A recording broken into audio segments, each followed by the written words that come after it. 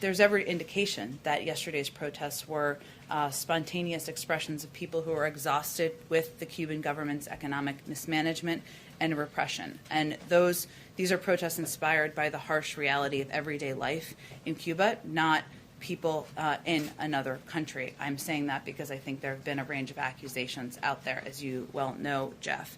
In terms of our assessment of our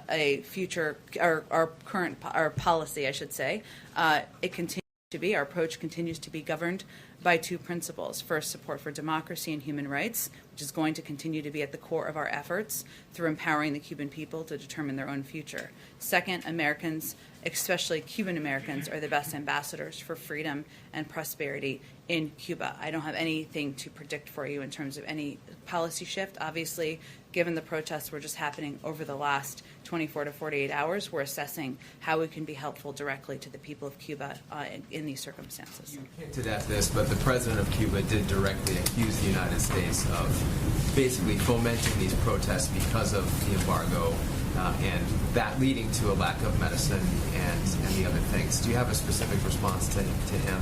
Well, I'd first say that the U.S. embargo allows humanitarian goods to reach Cuba. We expedite any request to export humanitarian or medical supplies to Cuba. That continues to be the case.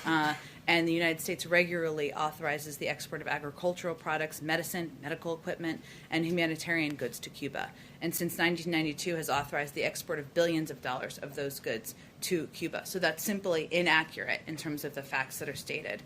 But again, I would restate what I said a little bit earlier in response, which is that there's every indication that yesterday's protests were reactions of the people in Cuba to exhaustion of the governance of the leaders in the state, the economic mismanagement and the repression that we're seeing take place against the people of the country.